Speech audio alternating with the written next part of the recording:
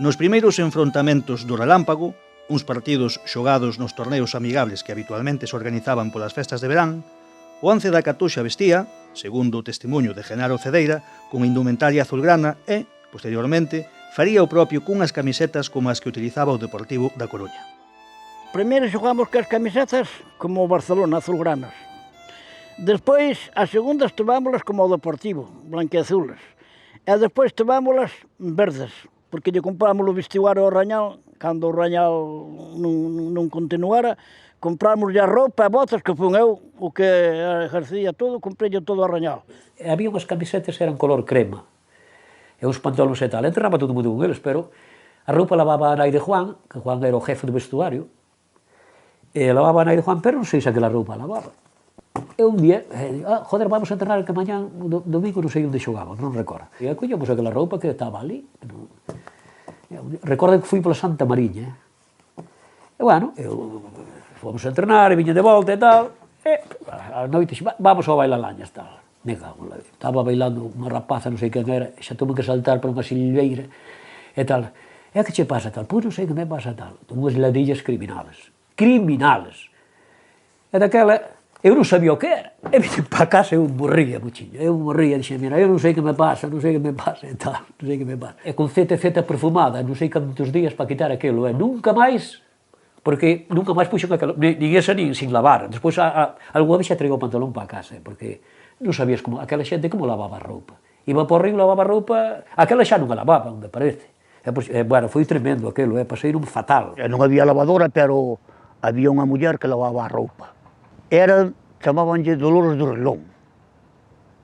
E aí se lavabanlle a roupa, que era a nai de Juan, a máis de Pepe. E despois, últimamente, quen lavaba a roupa era en par descansa Aurora. Ao non contar a entidade cun terreo de xogo propio na aldea, aqueles primeiros enfrontamentos xogados polo Relámpago disputaríanse no campo da Choca de Lañas, aonde os futbolistas chegaban tras atravesar a pé os carreiros do Monte da Angra, onde hoxe está o repetidor de Barrañán, e tamén en Arteixo, nun solicitado campo do balneario que non tardaría en empezar a ser sepultado polo cemento e polo asfalto. Os máis dos partidos xogábamos na Choca, no campo do Lañas. E logo despois íbamos xogar afora onde había campos.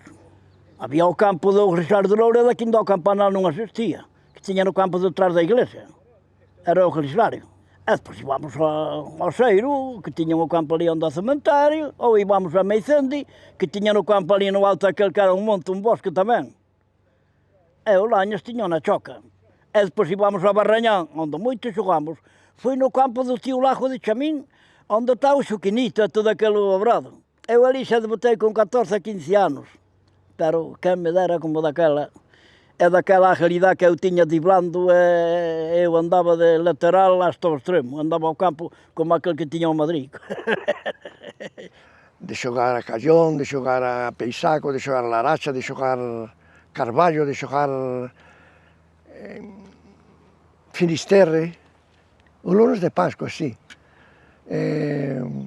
Fomos 4 anos, todos os anos íbamos a xogar alá, mais quedábamos para o baile, para a festa, bueno, todo por aí, Lañas, Larín, Loureda, Meicende, Oseiro.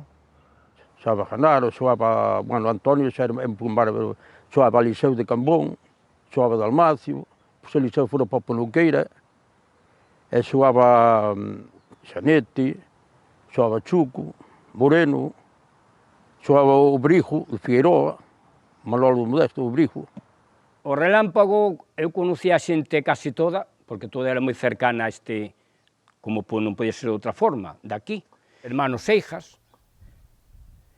Pepe, José, e máis Eduardo, os hermanos Cambón, Eliseo e de Almacio, que, bueno, son máis xóvenes, e había os hermanos Campos, un era porteiro e outro medio centro, e, bueno, Ricardo da Tenda, que vive na Coruña, Mino do Caseiro, que se marchou para Venezuela.